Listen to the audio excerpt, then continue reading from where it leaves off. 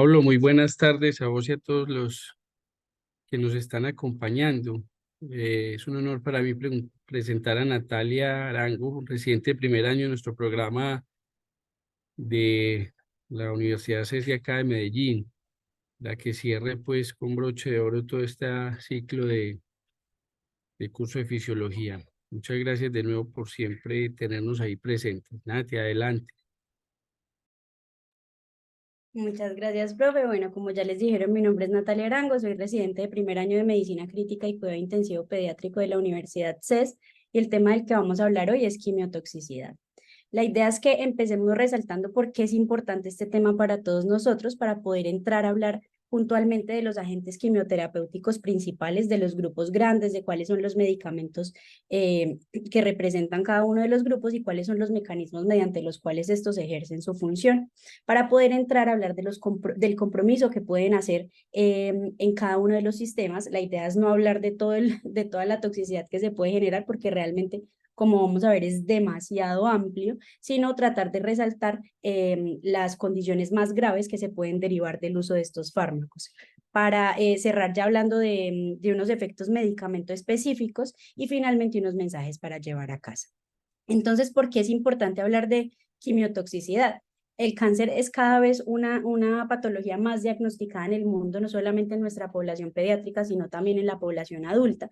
Se calcula en Estados Unidos que más de 15.000 niños son diagnosticados con cáncer en Estados Unidos cada año, y en el mundo esta cifra puede alcanzar hasta los 400.000 niños anuales con diagnóstico de NOVA. La Sociedad Americana de Cáncer predijo que para el 2023, 1.040 menores de 15 años iban a morir en Estados Unidos por cáncer y al menos 9.910 iban a ser diagnosticados con cáncer. Esto pues hay que esperar que termine el año, pero estas cifras aparentemente van a quedar bajas por lo que va del año. ¿Y qué es lo que pasa hoy en día? Pues ya no, el cuidado ya no está solamente enfocado en la supervivencia, porque lo que se ve en la actualidad es que la sobrevida de entre 1970 a 2010 aumentó del 50 al 80%, sino que el enfoque actual es hacia la calidad de vida que nuestros pacientes van a tener cuando son muy pequeños, durante su infancia o cuando ya son más grandes en la vida adulta. Las neoplasias más comunes en la población pediátrica, vamos a ver que el comportamiento es muy similar cuando vemos países como Estados Unidos versus el nuestro.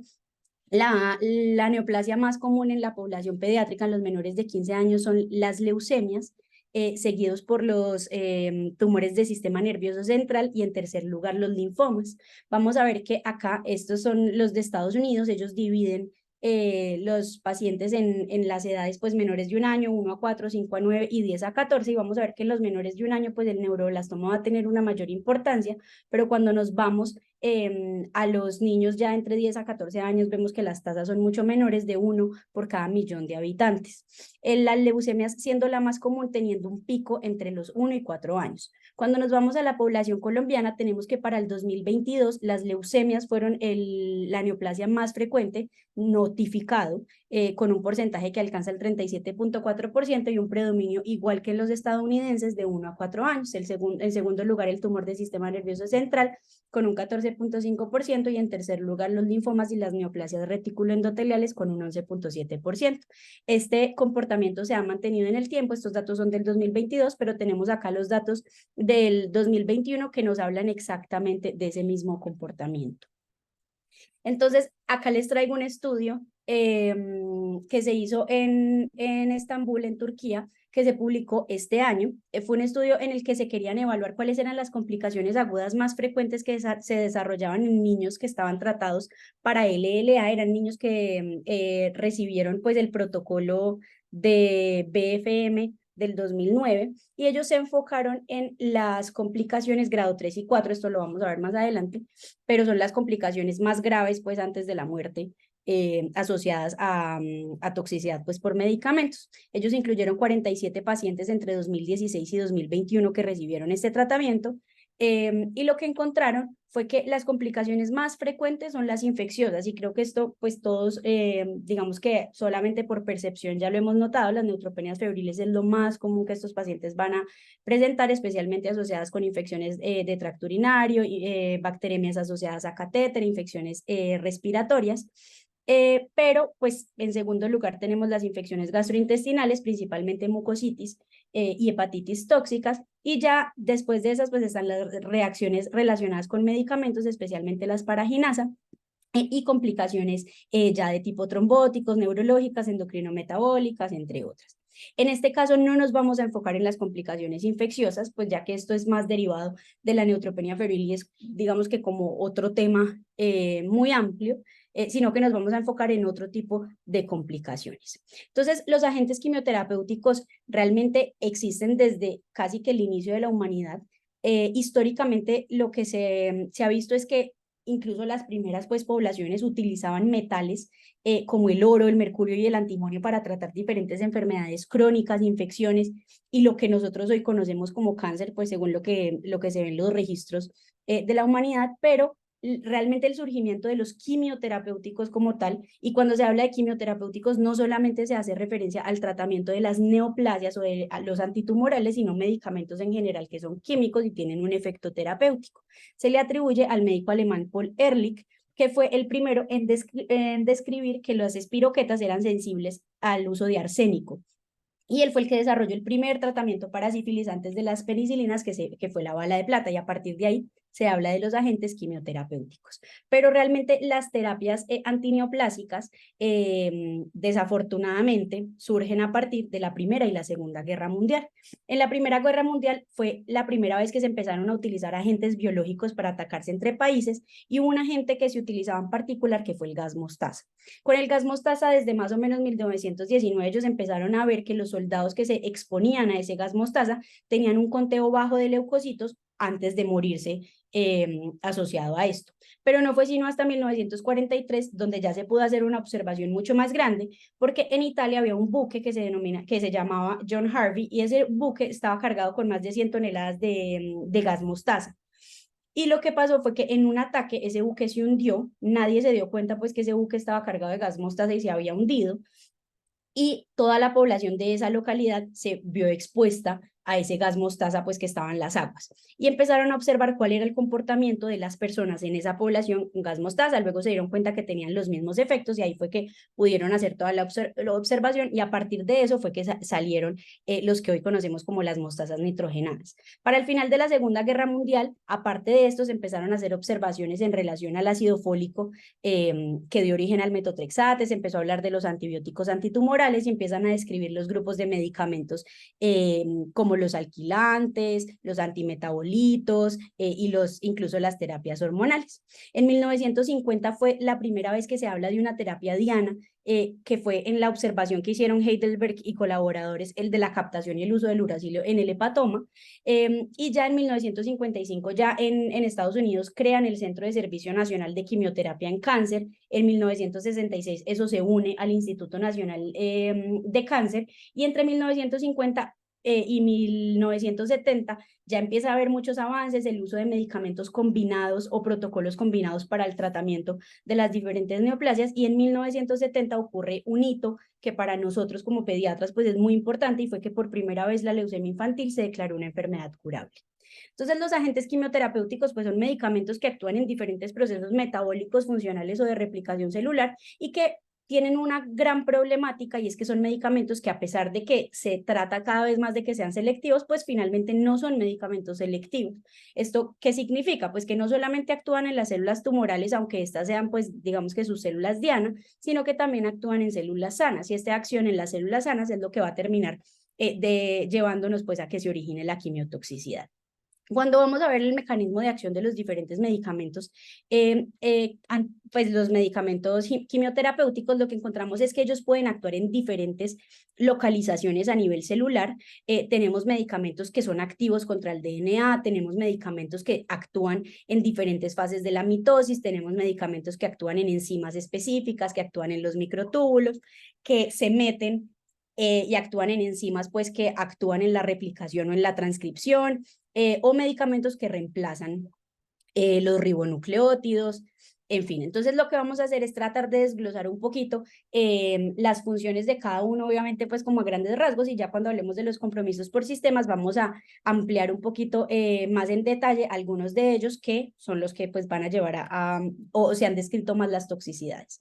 Entonces dentro de los medicamentos que son activos contra el ADN tenemos en primer lugar los agentes alquilantes. Dentro de estos agentes alquilantes tenemos las mostasas nitrogenadas que son la ciclofosfamida, la ifosfamida, tenemos las nitrosurias, que es la fotemustina, la estramustina, los alquilosulfonatos, tenemos las aciridinas como el tiotepa, perdón, los triacenos y las metilidracinas como la procarbazina. Estos medicamentos, ¿qué es lo que hacen? Ellos van a crear enlaces entre las bases nitrogenadas de la doble hélice del DNA, y lo que ellos van a lograr es que esas dos hebras de DNA no sean capaces de separarse y por tanto no se pueda dar ni la replicación ni la transcripción. Tenemos también los complejos de platino, como el cisplatino, carboplatino y oxaliplatino. De estos tres, el oxaliplatino es el que mayor capacidad citotóxica tiene y por tanto es mucho más capaz de impedir la resistencia tumoral que pueden hacer pues esas células.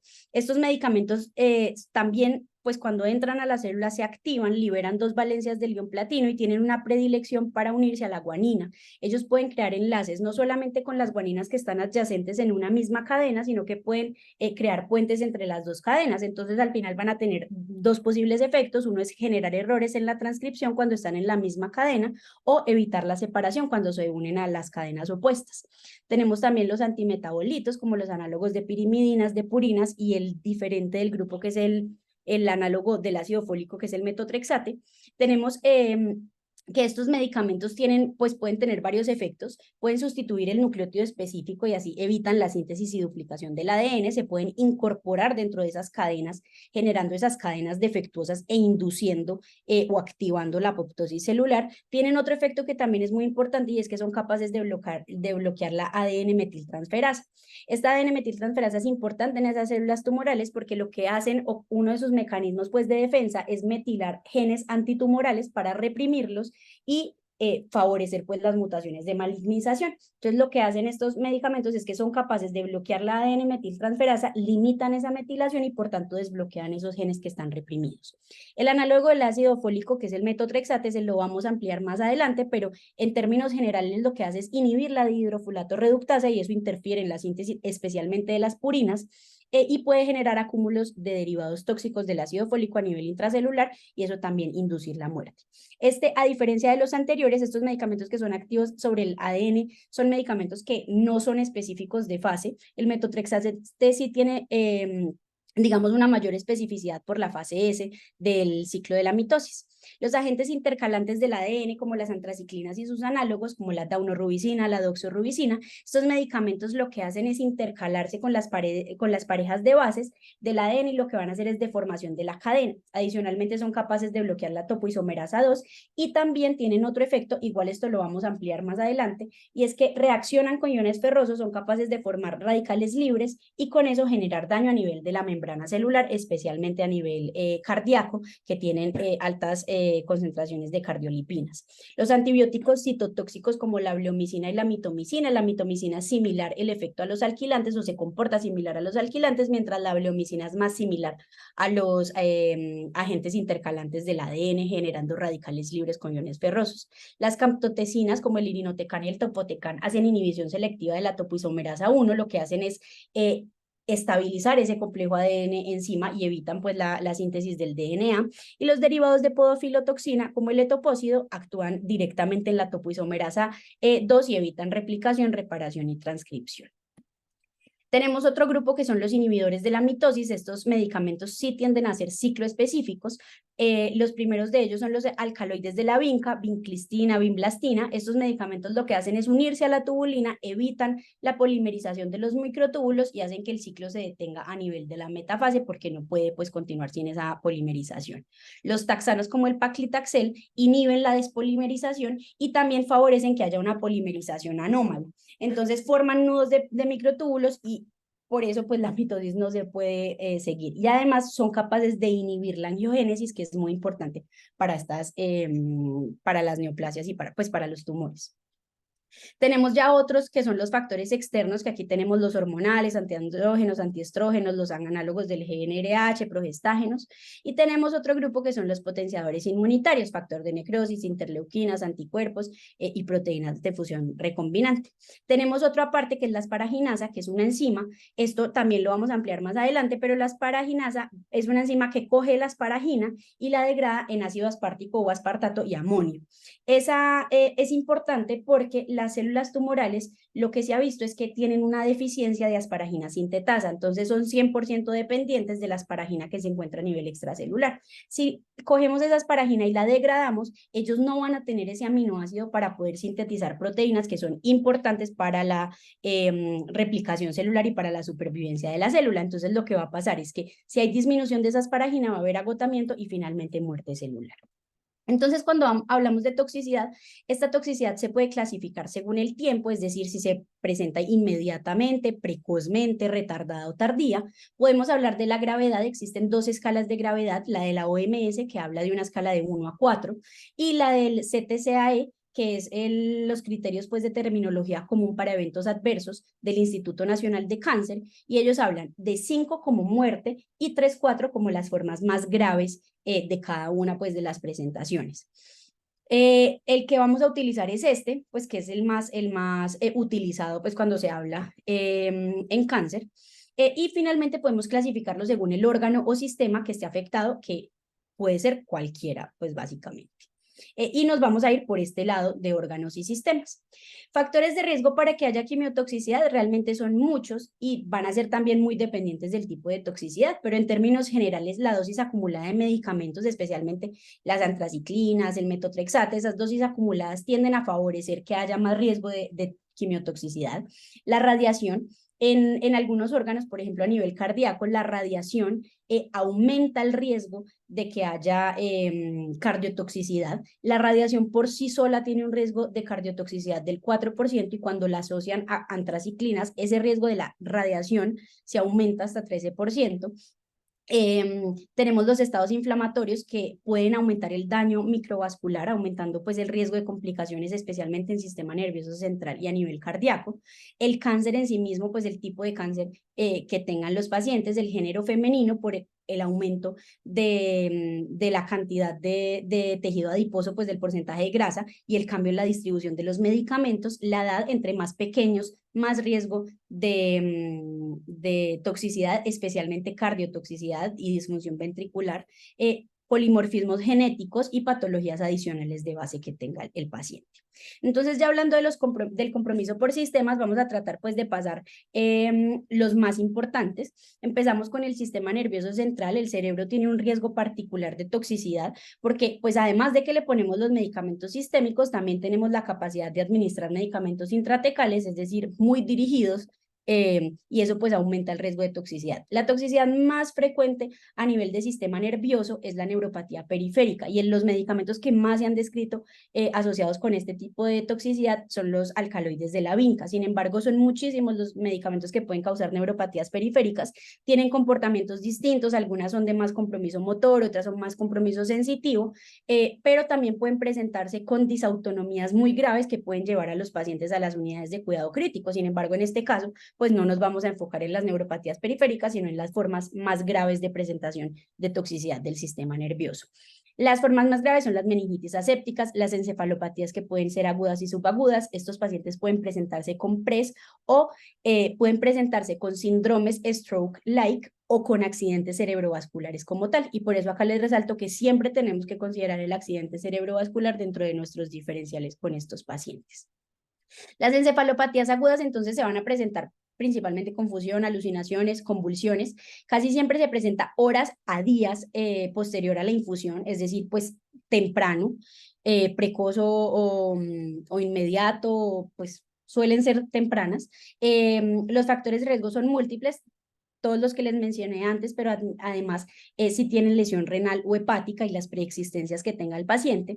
La encefalopatía se puede generar por diferentes mecanismos. Los más descritos es que haya citotoxicidad en las células de la barrera hematoencefálica, toxicidad directa en la microglía, metabolitos tóxicos o depresión del folato. Los medicamentos que pueden causar encefalopatía aguda son muchísimos y el manejo pues suele ser descontinuar la quimioterapia y solamente en algunos casos se habla de tratamientos específicos. El más descrito, que se ha pues dilucidado más ampliamente el mecanismo mediante el cual crea la toxicidad a nivel del sistema nervioso central, es el metotrexate. El metotrexate, como hablamos previamente, su mecanismo principal es la inhibición de la dihidrofolato reductasa. Entonces lo que hace el metotrexate es que inhibe esta enzima, la dihidrofolato reductasa, entonces impide que el tetrahidrofolato se convierta en dihidrofolato, y esto pues va a ser fundamental para el proceso de la biosíntesis de purinas, pero también de la síntesis de timidina.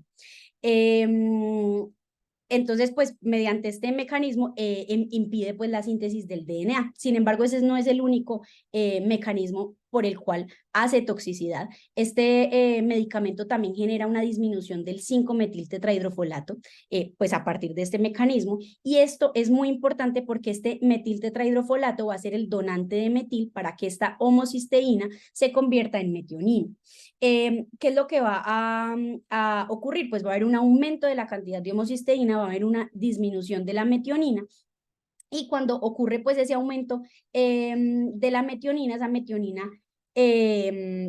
pues normalmente reacciona con el ATP y se forma S-adenosil metionina. Ese adenosil metionina va a ser fundamental para diferentes vías metabólicas. Incluso se ha visto que pacientes que tienen polimorfismos enzimáticos en esa vía de la metionina homocisteína son pacientes que van a tener más riesgo de toxicidad en el sistema nervioso central, y esa toxicidad suele ser fatal.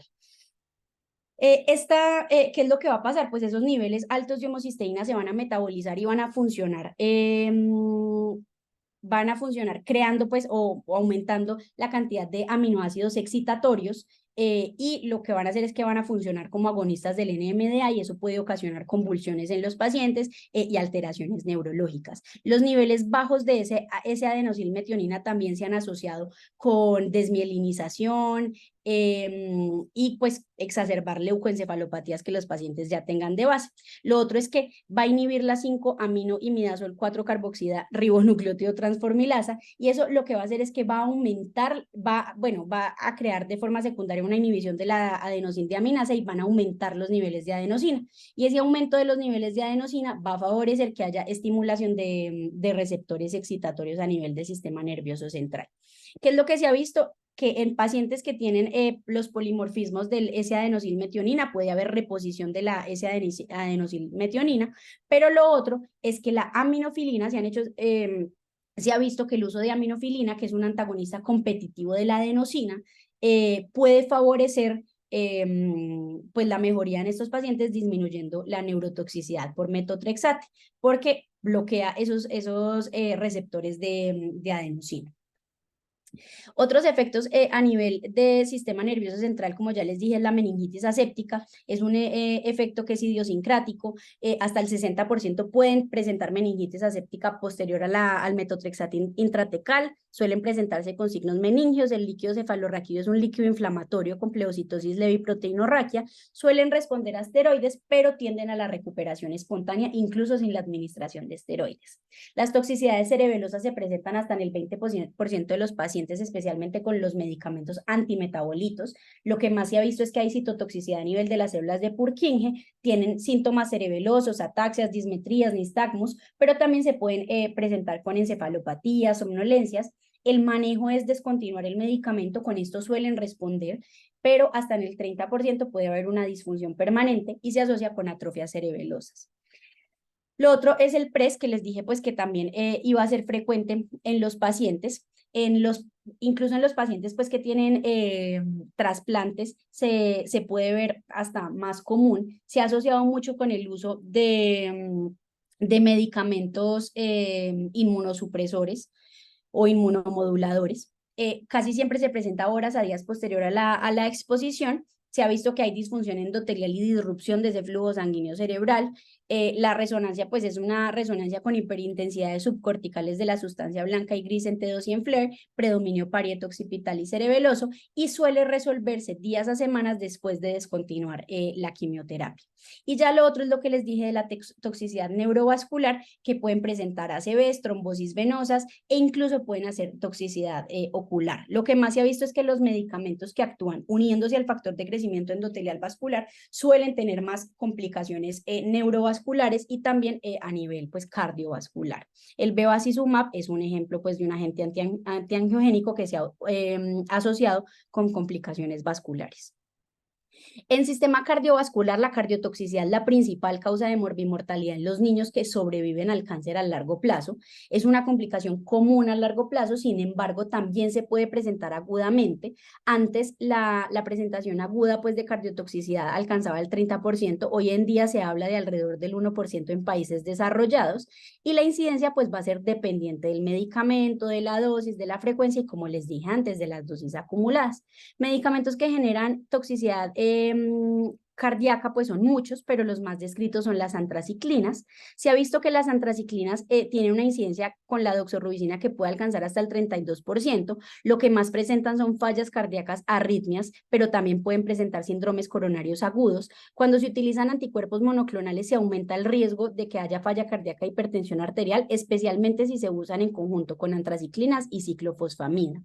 La ciclofosfamida también en los primeros 10 días, pero se asocia especialmente con falla cardíaca. El 5-fluoruracilo ha sido el más asociado con síndromes coronarios agudos y el paclitaxel más que todo con arritmias. Las arritmias más frecuentes es la fibrilación atrial, pero pueden ir desde arritmias completamente benignas y que se autolimitan o bloqueos AB completos. Entonces, como les dije, los medicamentos son muchos, pueden actuar en diferentes niveles, pueden actuar directamente en el miocardiocito generando daño y la falla cardíaca, pueden actuar a nivel, por ejemplo, los inhibidores de los microtúbulos como el paclitaxel actúan más que todo interfiriendo pues con el ritmo cardíaco. Hay medicamentos que, como les dije, bevacizumab, por ejemplo, que favorecen la trombosis, entonces pues tromboembolismos, o medicamentos como los alquilantes que también actúan así. Los complejos de platino pueden actuar a nivel vascular y generar isquemias coronarias, los antimetabolitos también, pero vamos a ampliar un poquito los más descritos, que digamos que son los que más se han asociado con esa cardiotoxicidad, que son las antraciclinas.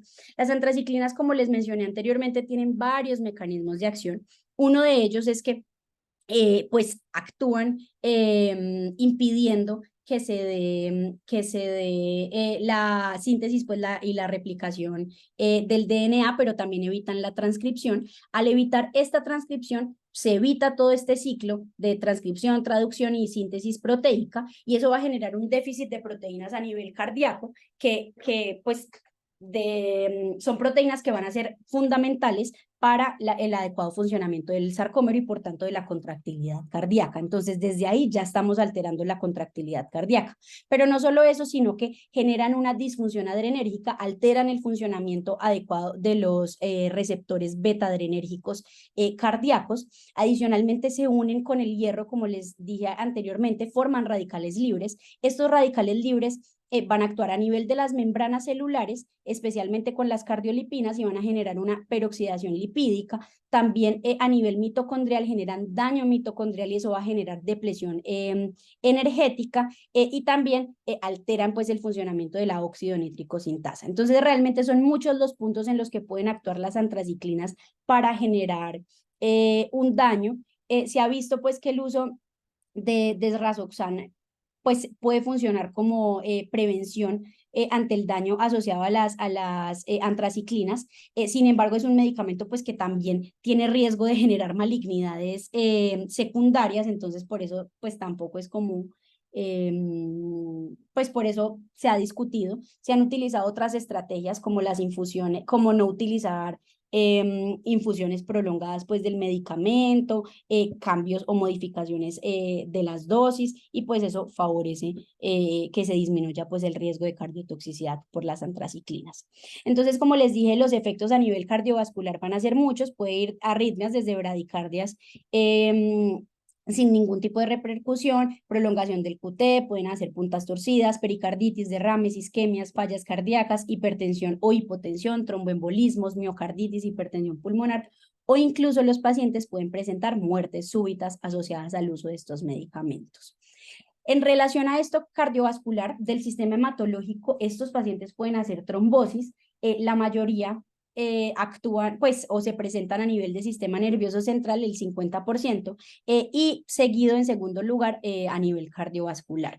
La incidencia de tromboembolismos venosos sintomáticos es hasta del 8%, pero tromboembolismos asintomáticos se presentan hasta en el 70%. Los factores de riesgo más importantes son el diagnóstico de leucemia como tal, el uso de asparaginasa, las inflamaciones sistémicas, el uso de esteroides, los polimorfismos genéticos, la edad entre más chiquitos, o el uso de dispositivos pues como los catéteres centrales. La mortalidad es mayor cuando involucra el sistema nervioso central. Lo que se ha visto es que estos medicamentos generan lesión vascular, aumentan el factor tisular, activan la coagulación y la trombogénesis, y por tanto se genera la trombosis. A nivel hematológico hay otro tipo de toxicidades que de hecho son las más frecuentes, la neutropenia febril, la trombocitopenia y las anemias graves, que no vamos a entrar, digamos, pues como a tocar esto, pero son lo más frecuente que se presentan los pacientes.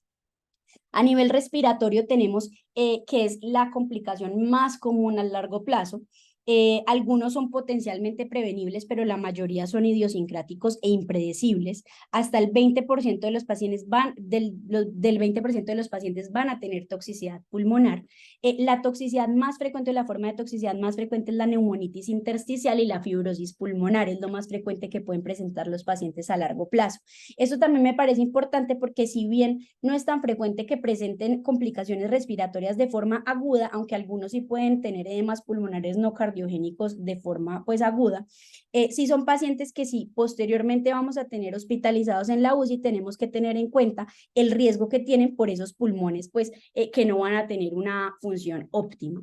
Fisiopatológicamente son muchos los mecanismos mediante los cuales se puede generar ese daño. Puede haber citotoxicidad directa, daño alveolar, muchos de ellos actúan generando broncoespasmos muy graves, pueden hacer liberación de citoquinas que generan aumento de la permeabilidad vascular, reacciones inmunomediadas, o cuando se asocian con radiación, esto empeora el daño. Entonces, ¿qué es lo que se ve? Realmente lo que ocurre en ellos es que hay más daño a largo plazo si yo tengo quimioterapia, además radioterapia, si lo expongo pues a cirugías, además infecciones que son frecuentes en los pacientes, infecciones respiratorias, con la edad, las exposiciones adicionales ocupacionales o medioambientales, lo que va a terminar ocurriendo es que estos pacientes terminan con funciones anormales pulmonares, y van a tener fibrosis pulmonar, pueden desarrollar incluso bronquiolitis obliterantes o hasta cáncer pulmonar. Entonces tenemos que la neumonitis pues es el más frecuente. Esto es lo que les dije de la clasificación del CTCAE. Este es un ejemplo pues de esa clasificación. Cada uno lo clasifican del grado 1 al grado 5, siendo 5 la muerte. El grado 1 generalmente son formas asintomáticas o subclínicas, y el grado 3 y 4 suelen ser las formas graves de presentación de la enfermedad. El tratamiento de la neumonitis suele ser descontinuar el medicamento, pero se ha descrito el uso de esteroides para el manejo de las neumonitis, especialmente las que se asocian a medicamentos pues que actúan en el sistema inmune. Lo que se ha visto es que se puede utilizar metilprednisolona 1 a 2 miligramos por kilo día en formas graves de neumonitis, y si no responden en las primeras 48 horas, una opción es el uso de ciclofosfamina. Acá les traigo una tabla con el ejemplo, pues grado 5 muerte, y estos son muchos de las complicaciones a nivel pulmonar que se pueden presentar en estos pacientes. SDRA, la neumonitis, que es el que les mencioné, pues que es el más importante, pero pueden hacer derrames pleurales no neoplásicos, neumotórax, fibrosis pulmonar. A nivel gastrointestinal, entonces, la mucositis es lo más frecuente, incluso pues vimos en el estudio que les mostré anteriormente. La mucositis puede ser solamente oral o puede afectar todo el tracto gastrointestinal. Se asocia al reconocimiento de patrones moleculares asociados a daño por los toll-like receptors. Eso va a causar liberación de citoquinas y una respuesta inflamatoria marcada que va a generar el daño. Sin embargo, ¿qué hay que tener en cuenta? El epitelio del tracto gastrointestinal, pues son células que, así como los leucocitos, son células que tienen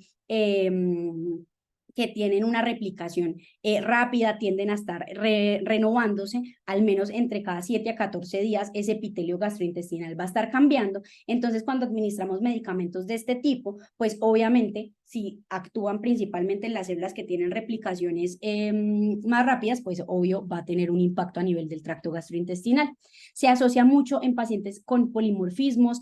Algunos factores de riesgo son el bajo peso, la función renal alterada, cuando hay neutropenias y leucemias, que es lo que se ha visto en el nadir de la neutropenia, suele coincidir con el momento en el que se presenta mayor riesgo de mucositis. Esto digamos que uno pues es el factor pues de la neutropenia, pero lo otro es que suele coincidir con esa replicación o esa renovación pues de las células del tracto gastrointestinal. Se ha visto que el microbioma intestinal tiene un rol protector normalmente a nivel de la mucosa. Entonces estos pacientes pues que reciben tantos antibióticos, que tienen alteración del microbioma intestinal, no tienen este microbioma adecuado. Este microbioma es importante para favorecer proliferación de células endoteliales, producción de moco, también la proliferación de esas células epiteliales. Entonces, cuando hay disbiosis, eso puede agravar las mucositis y pues generar más alteraciones. Lo otro es que si en las formas pues graves de mucositis, pues se altera esa barrera inmunológica intestinal y pues tienen más riesgo de hacer infecciones sistémicas. Entonces hay disrupción de barrera protectora, compromiso de mucosa intestinal y colónica. Y lo otro que se ha encontrado es que el mayor predictor de bacteremia asociado a mucositis es el hallazgo de hipocitrulinemia, es el mayor o el mejor marcador del riesgo de bacteremia. Otros factores pues que se han asociado con la presentación de mucositis es el uso de antiinflamatorios no esteroideos, los antiepilépticos y el uso de los opioides, pues pueden generar algo de mayor riesgo de mucositis. El 40% de los pacientes que reciben altas dosis de antimetabolitos o anti-DNA van a tener mucositis, se asocia temporalmente con la inflamación sistémica, lo que les dije antes. En cuanto a la hepatotoxicidad, que vimos que es el segundo más frecuente, la 6-mercaptopurina y el metotrexate se han asociado mucho con esa hepatotoxicidad. Lo que se ha visto es que la 6-mercaptopurina, por medio de la tiopurin metiltransferasa, se convierte pues en los metabolitos metilados de esa 6-mercaptopurina y van a tener un alto nivel de hepatotoxicidad, generando principalmente elevación de la ALT. El metotrexate poliglutamato, que ya vimos pues todo el efecto que tiene, va a bloquear esa síntesis de nuevo de purinas y principalmente va a afectar pues el sistema mieloide. Entonces genera mielotoxicidad, pero también puede generar una hepatotoxicidad importante. Entonces acá los efectos pues en sistema gastrointestinal realmente son muchos. Colitis, diarrea y enteritis pues son los que más se resaltan, pero hay otros: esofagitis, fístulas, distensiones, ascitis no neoplásicas. En cuanto al sistema renal, entonces los medicamentos que más se han descrito, el cisplatino, por ejemplo, genera necrosis tubular, disminuye tasa de filtración glomerular y se ha asociado con la aparición de tubulopatías, como pues de tipo Fanconi es la más frecuente. Más del 50% de ese medicamento se excreta a nivel renal en las primeras 24 horas, y lo que se ha visto es que si se generan concentraciones altas a nivel de la corteza renal, eso favorece la nefrotoxicidad y favorece la injuria tubular proximal. Pueden hacer también vasoconstricciones posteriores a la administración y eso favorece que haya isquemia renal y favorece el daño. Favorecen también el aumento de citoquinas proinflamatorias y eso hace que haya compromiso en la diferenciación y la activación celular. Y lo otro es que también se han asociado con hipertrigliceridemia y acumulación de triglicéridos en el tejido tubular, que favorece el daño. La prevención es básicamente hidratación y ajuste de dosis, pues dependiendo de la función renal. El metotrexate también se ha asociado con necrosis tubular aguda y con disminución de la tasa de filtración glomerular, y la hidratación y la alcalinización pues se ha asociado con algo de prevención contra el daño. Y la mitomicina se ha asociado más con anemias hemolíticas microangiopáticas. Entonces, volviendo al sistema hematológico, aquí hablamos de la microangiopatía trombótica. Hay dos formas pues en que se puede generar esa microangiopatía trombótica. Puede ser inducida por medicamentos, que es realmente mediada pues por el sistema inmunológico, o puede ser mediada por medicamentos que no involucra anticuerpos, sino que es el mismo medicamento el que genera el daño. Este mecanismo pues de la inducida por medicamentos es idiosincrático es dependiente de los anticuerpos, mientras que en la mediada por medicamentos lo que más se ha visto es que hay inhibición de la función del factor de crecimiento endotelial en las células endoteliales renales y en los podocitos, y eso es lo que más genera ese daño. Los que se han visto que tienen mayor asociación son los medicamentos como la gemcitabina, la mitomicina y el cisplatino. Va a ser dependiente de dosis y de tiempo. La mortalidad puede alcanzar hasta el 75% y se relaciona pues con la gravedad de la uremia, y el tratamiento es básicamente soporte y en algunos casos plasmaféresis y rituximab. Medicamentos que pueden generar enfermedad glomerular son muchos, especialmente las drogas citotóxicas. Sin embargo, cuando vamos a ver la histopatología, vemos que muchas de ellas se presentan en forma de microangiopatías trombóticas. Es como lo más común que se pueden presentar, pero también pues hacen otros tipos de glomerulopatías o tubulopatías, más que todo. Y esos son medicamentos pues que pueden causar MAT, que pues ya vimos que son muchos, el bevacizumab, que como vimos pues actúa directamente en el factor de crecimiento endotelial igual que estos otros, y estos que ya se los mencioné previamente. Bueno, los inhibidores de la calcineurina también se han asociado mucho con tubulopatías, especialmente la tubulopatía de Fanconi. A nivel cutáneo también podemos ver reacciones graves. Las paraginasa, el carboplatino, el etopósido y el tenitopósido se han asociado más que todo con esas reacciones cutáneas. Se pueden presentar minutos, horas o días posterior a la administración. Hay dos tipos grandes de reacción. Uno es el eritema tóxico por la quimioterapia y el otro las reacciones de hipersensibilidad. Este eritema tóxico se puede presentar como parches, placas, eritema, dolor, descamación y edema. Puede ser una forma leve que solamente afecta a la región palmoplantar, o puede ser una forma diseminada generalizada que afecta a varias zonas del cuerpo y que sí puede tener consecuencias más graves. Las reacciones de hipersensibilidad pues es una respuesta inmunológica exagerada, puede ser moderada, donde tengamos solamente algunos signos como el flushing, el eritema, la irritación, el prurito y el edema, o formas graves donde ya tenemos angioedema, broncoespasmo, o que se presenten anafilaxias o necrolisis epidérmicas graves. El tratamiento, lo primero es descontinuar el medicamento que estamos administrando, la administración de antihistamínicos, esteroides o adrenalina según sea el caso, y lo que se sugiere es la premedicación o las infusiones un poco más lentas, o ya procesos pues de desensibilización para poder administrarlo. Y ya si definitivamente pues no se puede por ninguno de esos métodos, ya descontinuar de forma permanente. Ya cuando hablamos de medicamento específico, tenemos a la asparaginasa, que como ya les había mencionado previamente, este medicamento pues es básicamente una enzima. La toxicidad por la asparaginasa se produce especialmente en los órganos que tienen un alto nivel de síntesis de proteínas, porque como les dije, básicamente lo que hace es disminuir la asparagina, que va a ser un aminoácido fundamental para la síntesis de diversas proteínas importantes para la supervivencia pues de las células o para diferentes pues vías metabólicas. El espectro de manifestaciones va a ser amplia, lo más frecuente es que hagan reacciones de hipersensibilidad, pero también pueden hacer hiperglicemias, porque lo más común es que afecten hígado, páncreas, y ya en tercer lugar pues el sistema de la coagulación. Entonces pueden hacer más frecuentemente disfunciones hepatocelulares, pancreatitis hemorrágicas. Lo que hace es lo que ya les expliqué: coge esta asparagina y la degrada y forma ácido aspartico o aspartato y amonio, y queda pues la enzima libre. Entonces no hay disponibilidad de esa asparagina pues para que las células tumorales puedan hacer la síntesis celular. A nivel inmunológico puede hacer reacciones de hipersensibilidad que van desde reacciones locales leves hasta anafilaxia. Pueden hacer estados pues de inmunosupresión a nivel hepático, hipoalbuminemias, hacen elevación de transaminasas, de fosfatasas, anomalías en las lipoproteínas, alteraciones en el colesterol, pancreático, lo que les dije previamente, que pueden hacer pancreatitis hemorrágicas agudas, o se pueden presentar incluso como cetoacidosis diabéticas. A nivel hemostático, lo que ya les dije, actúa y altera todo el sistema de la coagulación. Entonces pueden presentarse con hipofibrinogenemia, disminución del plasminógeno, de factores importantes pues de la coagulación. Pueden hacer tromboembolismos o eventos hemorrágicos. Y a nivel del sistema nervioso central pues también pueden generar depresión, cambios de personalidad, confusión, hacen encefalopatías. Entonces, pues el manejo ya va a ser enfocado dependiendo del tipo de toxicidad asociada pues con esa asparagina, y digamos pues que casi siempre es como suspender el medicamento, manejar y luego tratar de encontrar formas para administrar de forma segura ese mismo medicamento.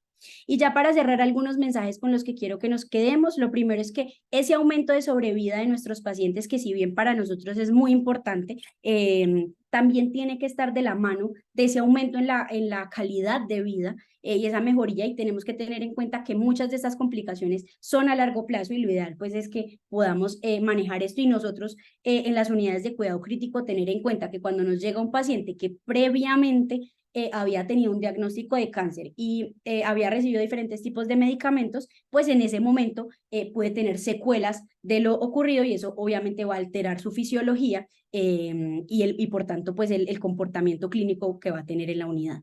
Hay múltiples mecanismos de toxicidad, muchos de ellos ni siquiera están dilucidados, de la mayoría se habla de que pues que es idiosincrático, será idiosincrático hasta que pues se encuentre cuál es el mecanismo por el que lo hacen. Hay toxicidad en absolutamente todos los sistemas, muchas de ellas son dependientes del medicamento, del contexto, del diagnóstico de los factores de riesgo. Siempre tenemos que sospechar para diagnosticar, entonces en nuestros pacientes oncológicos siempre pensar qué medicamentos está recibiendo y si algunas de sus manifestaciones pueden estar asociadas con el medicamento que ha recibido, y en la mayoría de los casos pues digamos que se solucionan con descontinuar los medicamentos y siempre evaluar opciones si es fundamental reiniciarlos.